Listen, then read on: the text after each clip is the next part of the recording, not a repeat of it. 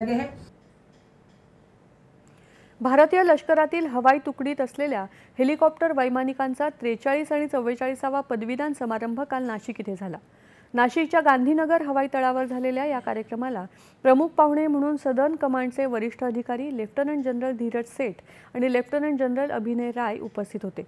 यावेळी helicopter pilot, वैमानिक आणि मानवरहित अवकाश पायलट आदी प्रशिक्षणार्थींना पदवी प्रदान करण्यात आली। यासोबतच या कार्यक्रमात एरो मॉडेल शो, चित्ता, चेतक, ध्रुव आणि रुद्र हेलिकॉप्टरद्वारे यावेळी विविध प्रात्यक्षिकांचं सादरीकरण करण्यात आलं। प्रशिक्षणामध्ये नवनवीन तंत्रज्ञानामुळे सक्षम वैमानिक तयार होत असून ड्रोन, मानवरहित विमान आणि इतर आधुनिक साधन सामग्रीमध्ये भारतीय लष्कर सज्ज असल्याचं धीरज शेठ यांनी यावेळी सांगितलं। प्रशिक्षणार्थी आधुनिक तंत्रज्ञान आणि मानवी कौशल्याची योग्य सांगड घालून जबाबदारीने कार्य करतील असा विश्वासही धीरज सेठ यांनी यावेळी व्यक्त केला।